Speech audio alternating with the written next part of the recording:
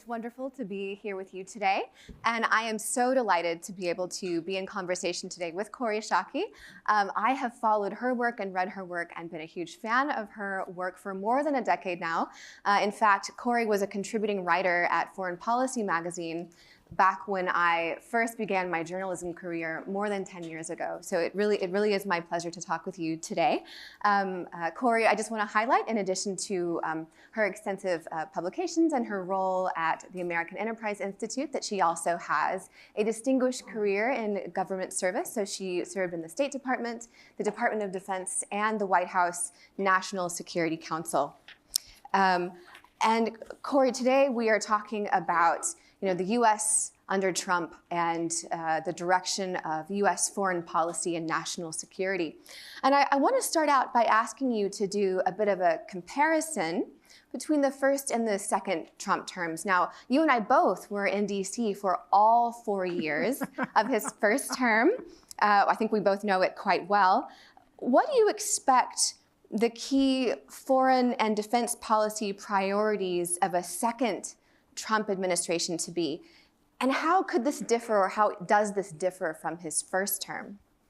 So before I do that, I want to say I have long been a fan of your work, Bethany, and that you do your research with such unflinching courage in exposing Chinese information operations and the way that they are capitalizing on open societies. It's really important work, and I benefit from it a lot.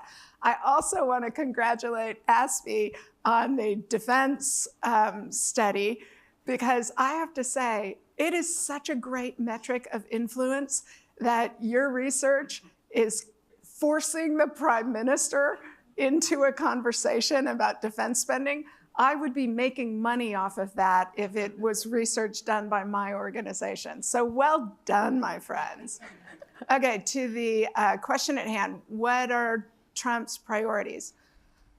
Well, so the difference between the first and second term is that in the first term, you had the so-called adults in the room, John Kelly, Jim Mattis, Rex Tillerson, people who had independent stature from the president and did constrain the president's choices. And what you have now, so in the US, we like to glamorize Abraham Lincoln and his team of rivals, right? He chose for his cabinet in a time of national crisis major political figures who had independent standing, because that way you got consensus policy across the political landscape. President Biden had a team of staffers, right? People who were reliably with the program. And so you had policy consensus, and that tends toward the problem of not rigorous enough policy analysis in the development. We have seen in the Trump administration's second term the extreme version of that, which is Trump has a cabinet of amplifiers. They are not policy analysts. They are not independent political actors. They try and figure out what the president wants to do and gallop ahead of him to get there. And so you get, instead of rigorous policy analysis, instead of guardrails because you have independent political figures, you have a cabinet that accelerates and accentuates President Trump's whatever rabbit he pulls out of his hat. So it's more chaotic than the first term, even though in the first term, they didn't anticipate winning. And so there was a lot less preparation, but the president also felt like he needed the validation of Jim Mattis as Secretary of Defense, Rex Tillerson. So he was more deferential to expertise that he didn't have. And now, having been reelected with winning the popular vote and winning all 7 swing states, the president feels like he's validated. And so the top priority of Trump administration in the second term is score settling. That's actually what's going on in domestic policy and in foreign policy. And how would you say, so in Trump's first term, we saw some differences, as you've just laid out, differences between what Trump himself wanted and what his top aides wanted. But we also saw some factional struggles within his administration. So quite famously now in 2017, the first year of his term, even though Trump had made China a big part of his 2016 campaign platform, there was almost no action whatsoever on China because there was a struggle between the ultra-China hawks and the China doves that took about a year. And so his first trade war with China didn't kick off until 2018. Are we seeing any kind of factional struggles like that within the Trump administration this time around? No, I think for a couple of reasons. First, because the administration is actually firing everybody who isn't already on the president's program, right? And President Trump doesn't have any particular ideology, but there are 3 issues on which he has been consistent since the 1980s. And those are that allies are taking advantage of the United States, that trade exports American jobs, and that immigrants steal American jobs. It's like the lump of labor fallacy that there's only so much economic activity and it has to be parceled out. There's no recognition that immigrants create new businesses, that allies are essential for the economy of scale that we need to achieve our objectives. So there's not ideology. What I think is the best kind of fingerprint, the best way to understand foreign and defense policy choices that the administration is going to make is actually the North Korea summit from the first administration, where the president made policy compromises invidious to a close American ally, South Korea, unnecessarily in order to get a meeting with the North Korean leadership. There was no policy outcome. What the president wanted was the visual of him meeting Kim Jong-un. And so the net result is a tripling of the North Korean nuclear program. I think they're not actually interested in policy. They're interested in the video of the president doing whatever the president is doing. So a claim of a big policy victory that actually doesn't do anything. As you're seeing with tariffs, as you're seeing with solving the war in Ukraine in a day, all of that kind of stuff. It's exaggerated performance art. That leads us into my next question about alliances. Now, you're a strong advocate for alliances. What risks does a second Trump term pose to U.S. alliances, particularly in the Indo-Pacific, and how can allies prepare for this? Yeah, so it grieves me to say that I actually think the biggest risk for American allies is abandonment by the United States in the Trump years. I do think, we were talking earlier about Secretary Hegseth's speech at the Shangri-La Dialogue, where allies were very hopeful that he was sounding committed. But the problem is, in the Trump administration, nobody can reliably speak for the president except the president, and the president's not a reliable narrator of the president's policies, right? And so the chaos premium that we are all paying in a Trump administration is exorbitantly high, and there aren't principles that guide his policy other than those 3 things. And if allies are a burden, not the way that the United States makes its dominance enduring and cost-effective, which is the foundation of the post-1945 international order that the US and its allies built, then almost nothing is reliable. And you can see it actually in Secretary Hegseth's interim defense guidance, in which the administration is clearly establishing the basis for withdrawing US troops from Europe, reducing troops in Japan and South Korea. And what Hegseth said in his guidance is that because Europeans have an extended nuclear guarantee from the US, there's no need for conventional forces. And conventional the the fear of abandonment that the Trump administration's erratic behavior is creating needs to actually be ballasted by a lot of American presence and a lot of American engagement, not the reverse. So if any of you saw the movie All the President's Men, remember that moment where the hard-bitten FBI guy's standing in a parking garage smoking, and he says what I think is the perfect encapsulation of the Trump administration, which is, it's like, the truth is, these aren't very bright guys and things got out of hand. And that's where we are. In that kind of a scenario, what kind of contingency plans do you think that allies should be making now? Yeah, so two kinds of contingency plans. The first is planning on the accurate basis that actually the President of the United States doesn't control very much in the American government, right? And President Trump is currently in the position where, despite my political party's control of both the Senate and the House of Representatives, the president can't seem to pass a budget in the first year of his administration. That is when a president's political capital is most salient. We are likely to be in a continuing resolution through at least the 4th of July and maybe through the entirety of the fiscal year, which ends at the end of September. So that's a measure of political weakness. Congress really controls foreign and defense, or at least defense policy in the American system. And so it's very nerve-wracking to watch the 150 executive orders that the president is signing with frequency.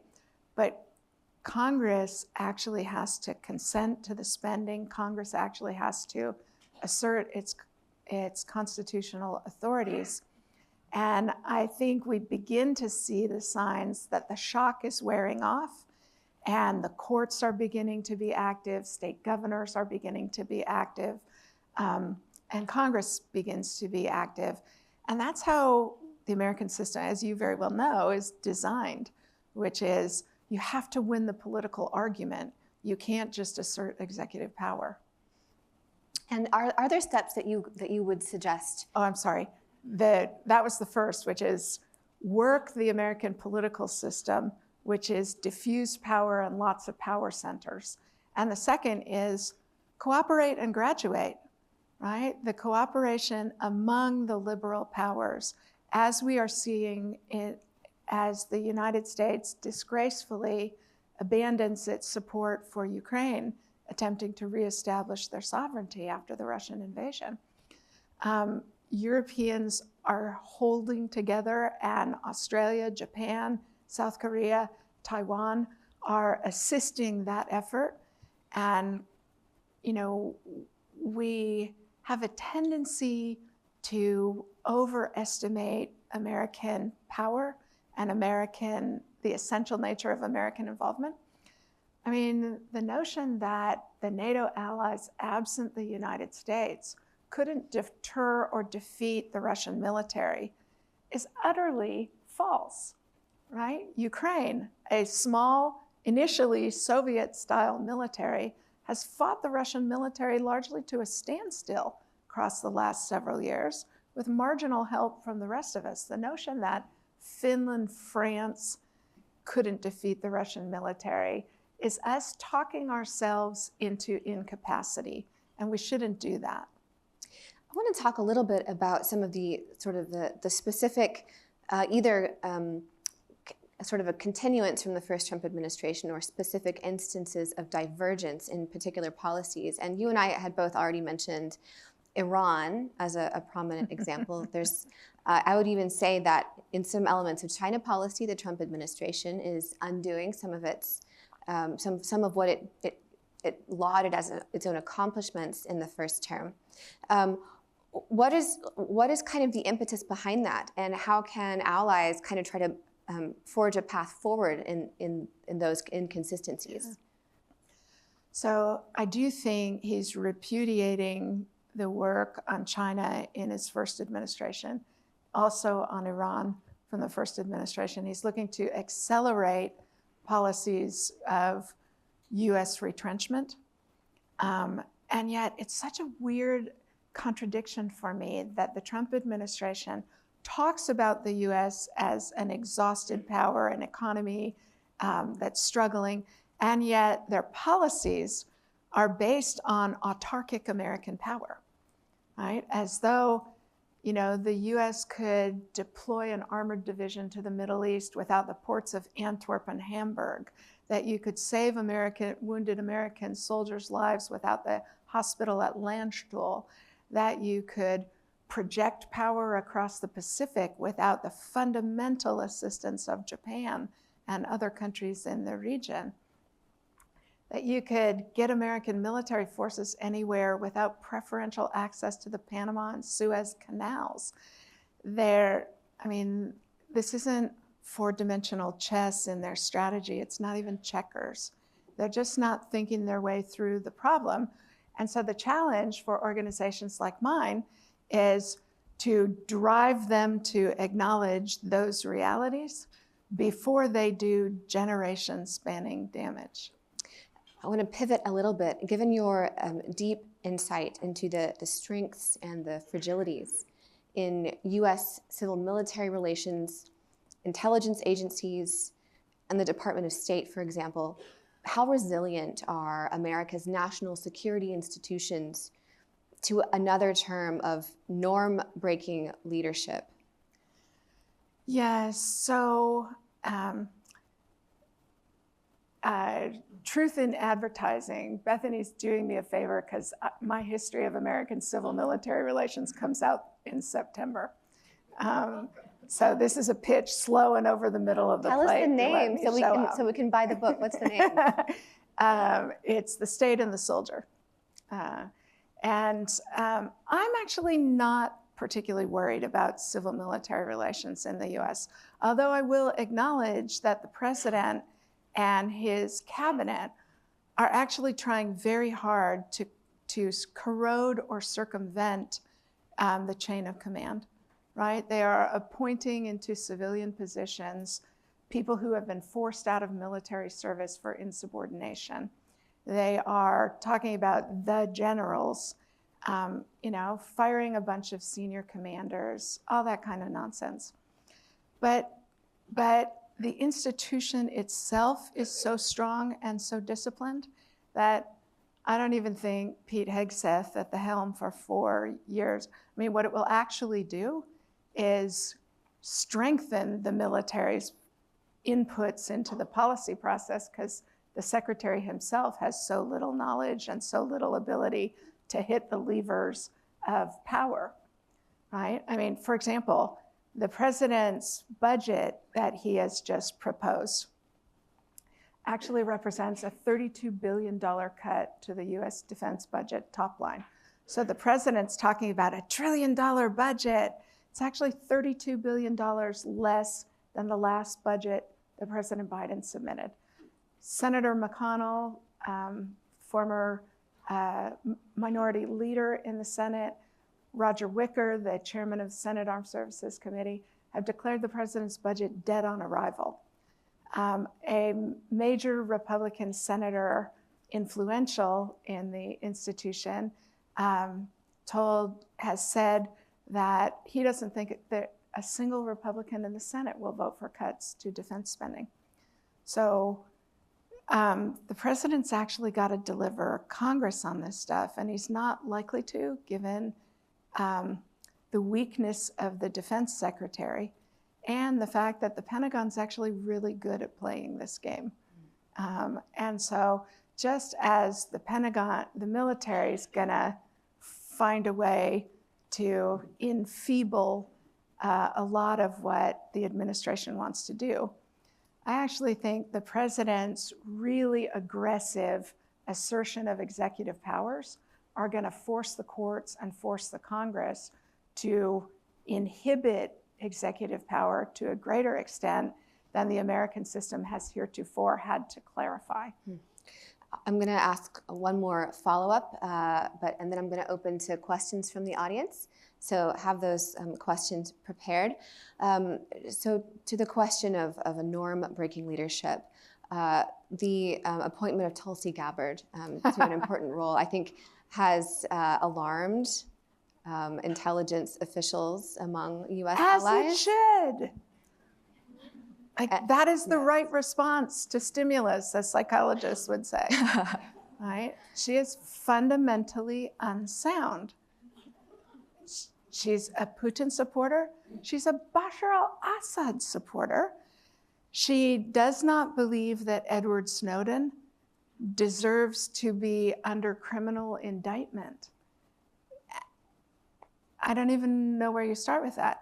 And my fellow Republicans are to blame for this because Congress consented to put her in charge of the 17 intelligence agencies. And again, it's because the administration thinks of American power as autarkic that they haven't bothered to pause and reflect on what it will do for Five Eyes intelligence sharing, what it will do to the timeliness of allies being willing to tell us things that our own security relies on. I feel like, though, I need to say the Trump administration isn't wrong about everything. And on a lot of the stuff that they are trying to do, there is a kernel of truth in it, right? Dwight Eisenhower would be shocked that there are still American forces stationed in Europe 70 years after the foundation of NATO. He thought about American deployments to Europe as a temporary measure until Europeans regained the economic strength to defend themselves, right?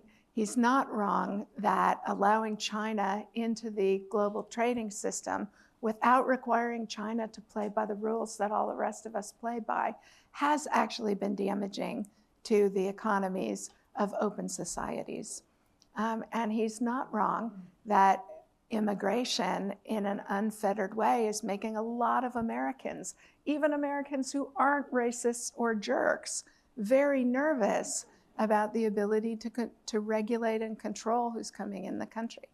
The problem is, as we saw in the first Trump term, that Americans, they agree with the idea, but once they see the policies prove incredibly unpopular because the Trump administration actually isn't very good at policy. They don't care that much about the policy. And so they make a lot of really clumsy mistakes.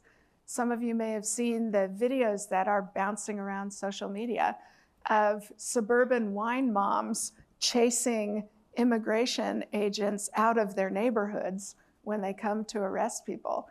That's gonna be our salvation. It's civil society is what makes America great. And Congress will do whatever we let them get away with.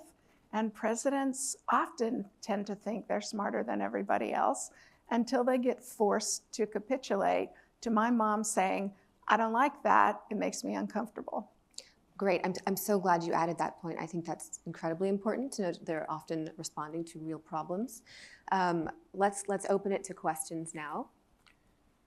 Okay, what did I have wrong? What do you disagree with? What do you know better than I do? It is statistically improbable that I didn't say anything that people disagree with. I think I went over here. Thank you very much for your comments this afternoon. David Andrews is my name from the ANU National Security College. I was hoping you could expand a bit on your comments around alliance abandonment and its possibility by Trump and the Trump administration. Were you thinking in terms of explicit abandonment, i.e. sort of withdrawal of the sort of promise of extended nuclear deterrence, or a more tacit approach like the withdrawal of troops from Europe or Korea or Japan? And I guess the second part is what that might look like in an Australian context when we don't have troops on the ground in quite the same way. What might abandonment of Australia look like over the next 3 years? Yeah. So what abandonment of, I'll take those in reverse order. What abandonment of Australia might look like is not delivering the submarines that the AUKUS deal is committed to, not being a reliable intelligence partner, not putting Australian needs at the front of the weapons procurement queue. It would look like, so it could look like the Defense Department, either the Indo-PACOM commander, who has been heroically trying to be the ligature holding America's alliances in Asia together as boats start rocking because of the unreliability of the president, or Pete Hegseth talking tough at the Shangri-La dialogue, but the president himself, once costs start accruing of the defense of Taiwan or anything else, blanching and folding, as President Trump did in 2018 when he had committed to retaliation for the strikes on Saudi Arabia and then lost his nerve when planes were in the air. I mean, it's hard for me to imagine, for example, that President Trump, who capitulated to the Taliban in Afghanistan, is going to fight a war against Iran to prevent their nuclear weapons acquisition.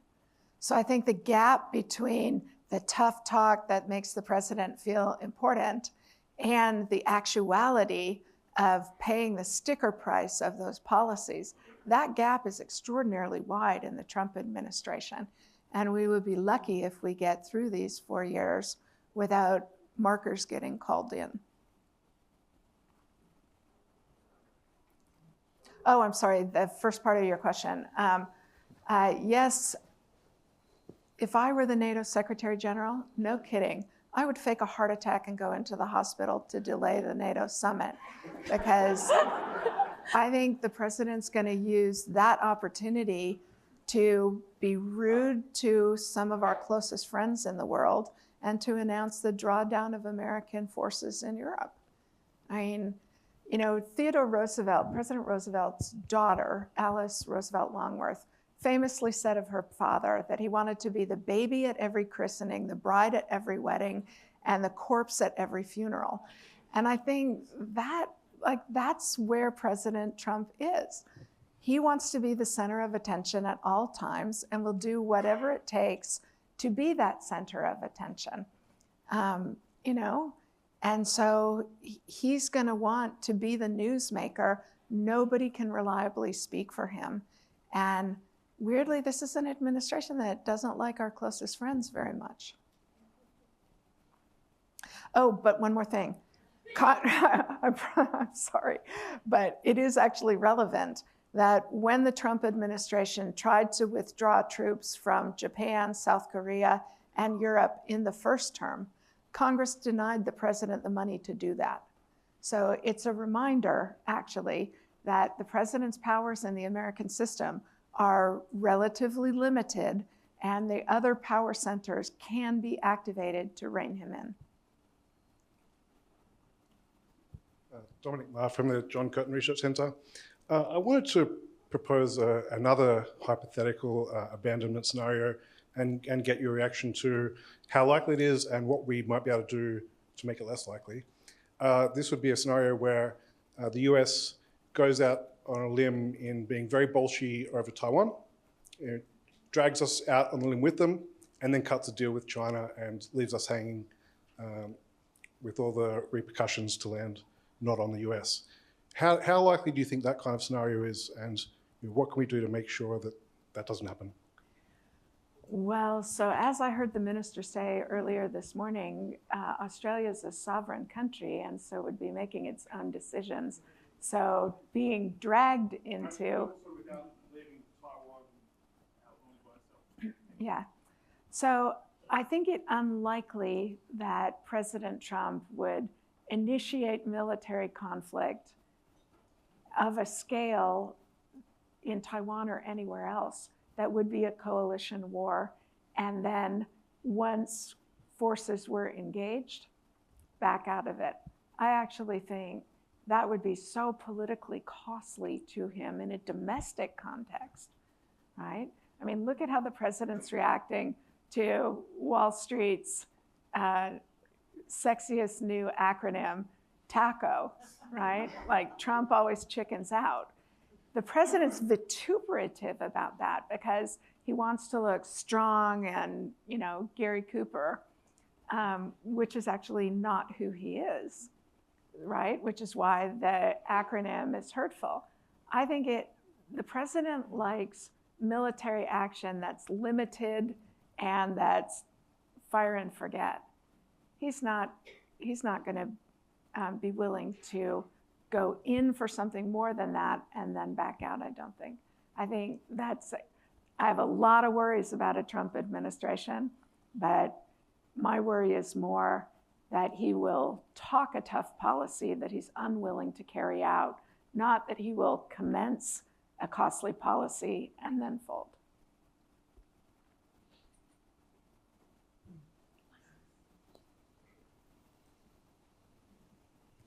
If you guys don't start asking questions, I am going to take you through the rules of American baseball. You do not want that. I think we have one over here.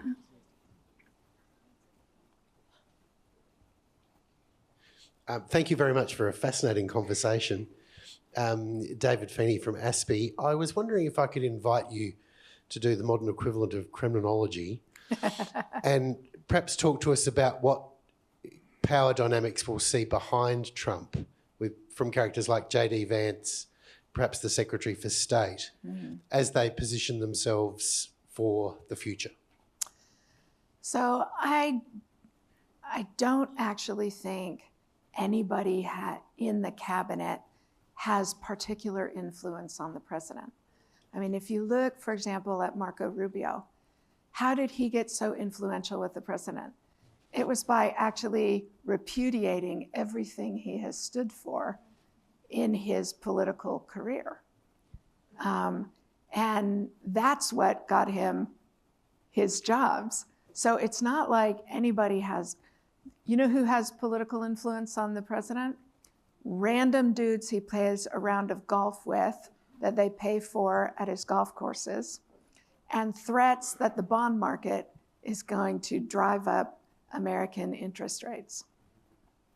Those are the only two things that Republicans in Congress explaining to him that he's not going to have the votes. Quietly, privately, that has actually been influential too. But there's nobody in the ecosystem. I mean, the Signal chats that I don't even know where to start other than to say that I'm laughing so I don't start crying. But, look at the exchange there where Vance was like, what? We don't want to do this. And nobody cared what the vice president thought about that. They proceeded on. Also, nobody knew what the president actually thought. People were debating what the president thought. Nobody said, this is the right policy. I'm going to go persuade the president. So I don't actually think that policy isn't what they're doing. Performance art is what they're doing. I think we have time for maybe one more question.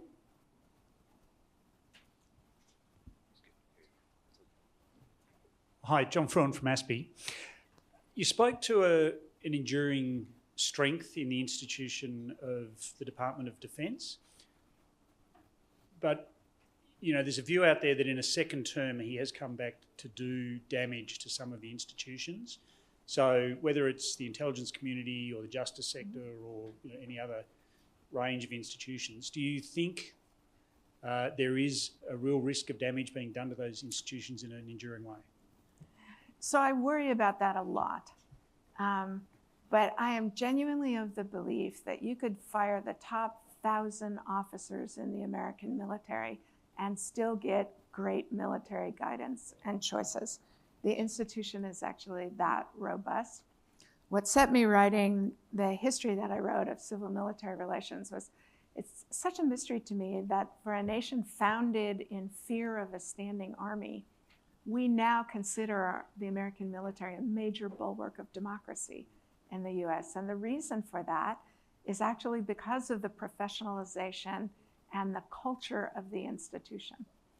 And I think where we are going to see a lot of friction in the Defense Department is a struggle on the military's part about how to sustain the culture and the norms and the values that they value about themselves when they are under attack from the political leadership, both civilian leadership in the department, Congress, right? Members of Congress like Senator Tillerson holding up 500 and some military promotions because the military carried out the lawful orders of their civilian leadership. I mean, the pressure on civil-military relations is coming from bad behavior by the civilian leadership. It's not the result of bad behavior by the military.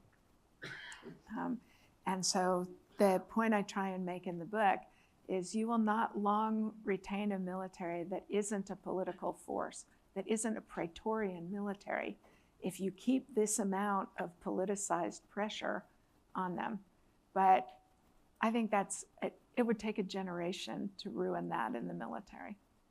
What about some of the other institutions? So the intelligence community, I mean, we just saw this last week, the first American intelligence officer arrested for having turned traitor after being forced out by the Trump administration. We are creating genuine counterintelligence vulnerabilities for ourselves by that behavior. But I do also think the overwhelming majority of people who choose to do government service are people committed to the good of the country. And they may have their concerns about, whatever idiot we elect. And we very often do in American politics. This isn't a new phenomenon. That they remain committed to the good of the country. There's this wonderful Civil War general, Carl Schurz.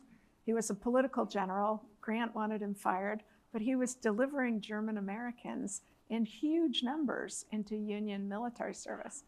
And Schurz was challenged at one point whether he was a genuine American because he was German in origin. And he was challenged to commit to say, my country, right or wrong. And Schurz's answer, I think, is the answer for this time, which is my country, right or wrong.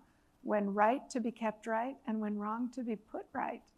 And I think most people who come into American government service have that attitude, which is they really care about the good of the country. And it's a shame that they're being treated as a fifth column working against the good of the country. But that's where we are at this particular moment. So I realize this is a difficult time to be a friend of America. Thank you for being friends of America. Yeah. Well, thank you so much for sharing your thoughts with us today. And join me in thanking Kori. Thank you.